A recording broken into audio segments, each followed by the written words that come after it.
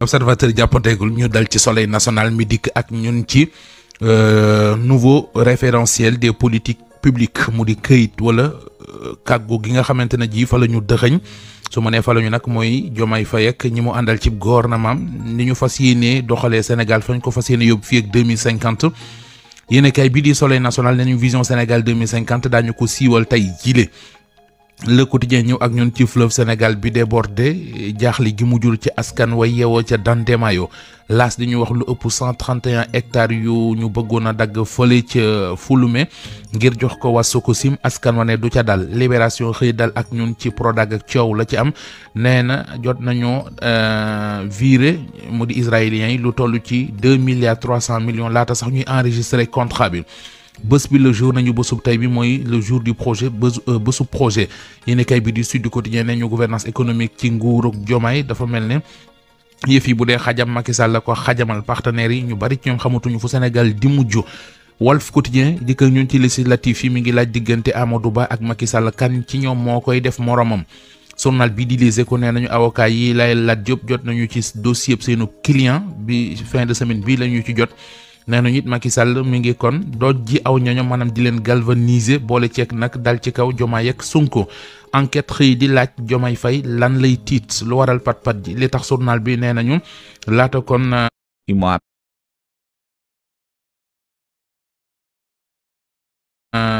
wala boog ab séminaire bu ñu doon amal keroog àjjuma gaayee ca pale ba laata ñu ciy génne benn image bu nit ñi di gis toog nañ 24 heures soo ko def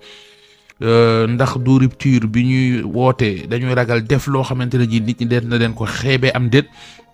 en tout cas journal bi mi ngi xëy di laaj lu ni mel tribune nañu ca yooyu la jamono moom Diomaye Faye mi ne dafay yaxanal poosu réew mi jël na ay ndaw yoo xam ne ay ndaw yi boppam la ñu bokkoon ci parti Pastef mu tabbu leen chargé de mission ca palais maanaam teg leen ca palais ba ngir ñu koy doxali ay yónneent ci réew mu ñu ne état en ruine la journal bi di Tribune looloo ko ëlëm point actu nañu Bassirou Diomaye Faye mi ngi dànkaafu gouvernement bi ci ne bu ñu fi defee rëq-rëq askan wi duñ ñu muñal dara public nañu APR gàddu nañu seen courage défier Sonko ba noppi nag suqi Aminata Touré te mooy Dakar Times ñëw ak ñun ci situation politique bi ci réew mi nee na doomi Sénégal yi ci bitim réew mu di waa diaspora ba yëkkati nañu seen kàddu di ci wax l'appel de la diaspora le journal bi xëy bind. yéen a kay beneen di la mandat dikk ak ñun ci ay salle de classe yu ñu war a construire entreprise bi di Synergie Afrique nee na tëj na gémmiñu Mody Niang ci nan moom journal bi leeral na ko yéen a kay bi di Source A xëy ko moom Mody Niang bay xam ne sax ne li mu dugg bu ci génnul li ko ciy fekk du doon lu tuut Source A ko bind lii quotidien nañu Diomaye projet bi mu fas yéene indi tey muy vision Sénégal 2025 projet Victor la waa juñ naan Victor Ndiaye fondateur cabinet performance group mooy ki nekk ci ginnaaw référentiel du nouveau gouvernement